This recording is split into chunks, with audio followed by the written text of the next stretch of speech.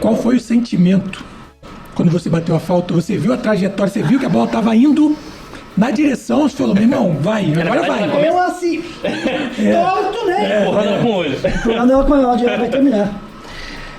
E aí terminou no ângulo, né? E aí corri como maluco e caí lá, mas a sensação foi... Imagina que a adrenalina deve ter mas sido... eu quase fui sufocado lá do pressão lá, fiquei sem ar com todo mundo. Sério, na hora da comemoração todo mundo pulou ali, né? Agora eu vou virar herói mesmo. Morrer aqui, quando eu morto, herói. Imagina, meu irmão, então, imagina. Pronto. Eu tornei herói interno. Tá todo peixe lá, bota lá, acabou. Imagina, Que isso, essa foi demais mesmo. Quando levantaram, aquela coisa quando você sai de mergulho de ar. Puxando o ar de volta. Corinthians está proibido de comprar o goleiro Hugo Souza até resolver a punição que ele recebeu pela FIFA. Já dou mais detalhes para os senhores. E falando de Hugo Souza, o Manchester City está de olho no nosso goleiro, que atualmente está emprestado para o time de São Paulo. Sobre o departamento médico, boas notícias para essa grande final contra o Atlético Mineiro. Sobre o Vinícius Júnior, existe ainda a possibilidade dele receber o prêmio de melhor do mundo por um evento organizado exclusivamente pela FIFA. E o critério que deram para colocar ali o Vinícius Júnior como segundo colocado é um critério totalmente fantasioso, até porque eles deram o prêmio de melhor goleiro a um goleiro que não tem esse fair play que eles cobraram do Vinícius Júnior dentro de campo.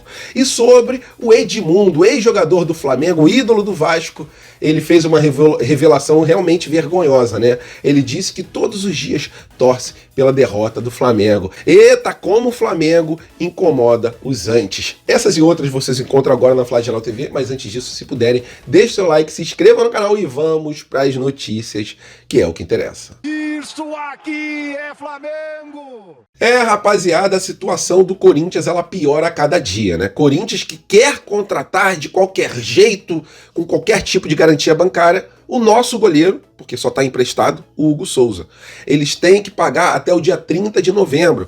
Se eles não contratarem em definitivo o Hugo Souza até o dia 30 de novembro, o Flamengo pode negociar com outro clube. E o Manchester City, segundo o coluna do Fly, ele está de olho no nosso goleiro que está emprestado. Só que tem uma outra situação, né?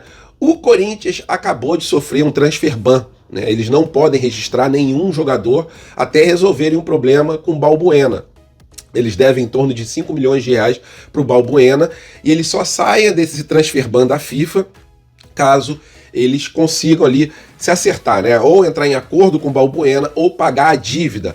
E se eles não fizerem isso, eles não podem contratar o Hugo Souza. É simples, né? Pelo que eu vi na matéria do Globo, eles só podem registrar algum jogador depois que resolverem essa pendência com a FIFA, porque eu vi alguns comentários de que o Corinthians só não pode contratar jogador de fora. Pela informação que eu tenho, não. Ele não pode registrar nenhum jogador até janeiro de 2026, caso ele não resolva essa pendência. Provavelmente resolva. Mas só que tem esse prazo limite para ele poder contratar o Hugo Souza. Então, o Corinthians corre contra o relógio, né? É um caloteiro nato, tá com o filme queimadaço, né? Se eles tivessem apresentado uma garantia bancária decente, tudo bem, o Flamengo aceitava negociar o Hugo Souza.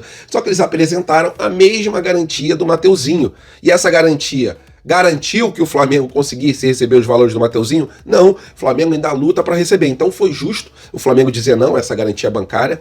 A gente aguarda, porque se eles não resolverem esse problema com a FIFA, a possibilidade do Hugo Souza não se transferir de forma definitiva para o Corinthians é gigantesca e que isso tudo sirva de lição para a diretoria do Flamengo ou para a próxima que entrar, caso seja diferente dessa aqui, não seja a situação que consiga vencer, que sirva de exemplo esse valor tão baixo por um jogador de tão grande potencial.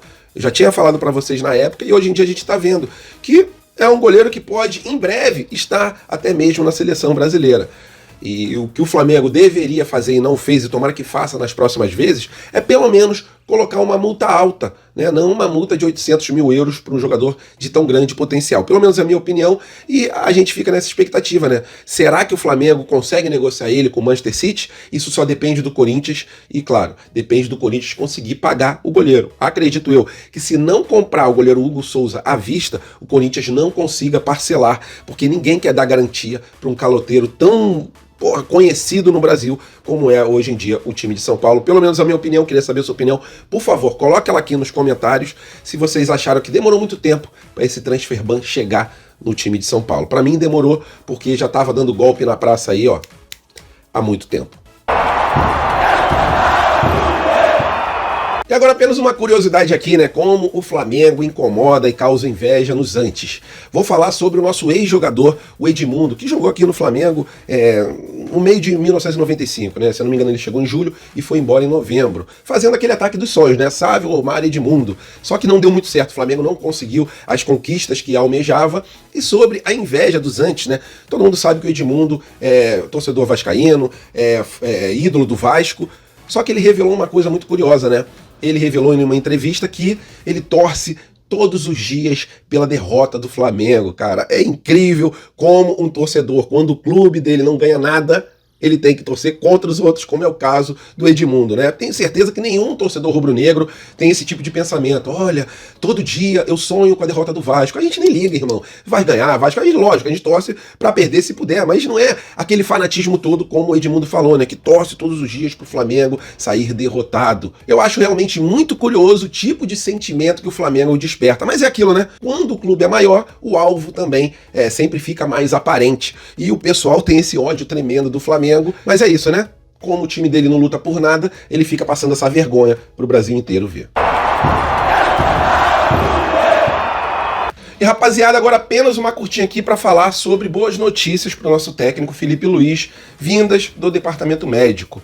3 jogadores, né, que a torcida estava se questionando se poderia jogar ou não contra o Atlético Mineiro, eles estão totalmente aptos para poderem participar dessa grande final da Copa do Brasil. Vou falar do Gerson, do Davi Luiz e também do Alexandro. Alexandro e Davi Luiz, que não participaram da última partida do Flamengo, eles estão treinando normalmente com o restante do elenco e não preocupam para essa grande final.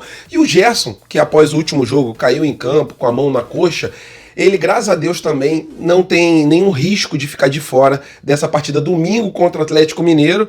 E o Gerson tem sido uma das peças mais importantes do time rubro-negro nessa temporada. Se ele não tivesse em campo, faria muita falta. Mas, graças a Deus, era apenas cansaço mesmo, né? Chega no final do ano, jogo após jogo, os jogadores acabam sentindo, como foi o caso do Gerson, que luta do começo até o fim dentro do gramado para sempre trazer um resultado positivo para a torcida rubro-negra. Então é isso, Gerson, Davi Luiz e Alexandre estão totalmente liberados para poder enfrentarem o Galo nessa final de domingo. Ótima notícia para o nosso técnico Felipe Luiz. E nação, agora apenas uma curiosidade, o Vinícius Júnior ainda pode ser eleito o melhor do mundo, tá? Mas numa votação da FIFA, organizado pela FIFA, ok? Uma injustiça tremenda o Rodri ganhar no lugar do Vinícius Júnior e os jornalistas alegando que foi por causa do fair play, né?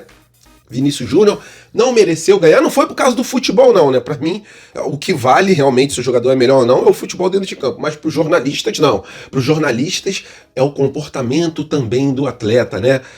O Rodri jogou bem, mas não chegou nem aos pés do Vinícius Júnior. E se eles falaram tanto em fair play, por que os mesmos jornalistas que elegeram ali o Rodri como o melhor do mundo por causa do comportamento do Vinícius Júnior, eles elegeram o goleiro argentino, um goleiro que alopra dentro de campo, que pegou até mesmo a estátua lá, que ele recebeu como melhor goleiro na época da Copa do Mundo, e botou nos órgãos genitais na frente de um monte de sheik, um monte de torcedor lá do último país sede da Copa do Mundo, que se eu não me engano foi o Catar, sendo que é proibido fazer esse tipo de gesto lá, e o goleiro fez, e ainda recebeu o prêmio de melhor goleiro. Então, é totalmente incoerente em relação ao critério escolhido pelos jornalistas, falando que o Vinícius Júnior não ganhou por causa do fair play. E aí escolhem esse tipo de goleiro, que alopra dentro de campo várias e várias vezes. E aí o pessoal aplaude, olha, é o jeito do goleiro ele tirar a concentração do adversário.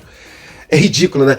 Seria muito, muito, muito engraçado se não fosse verdade essa situação, né?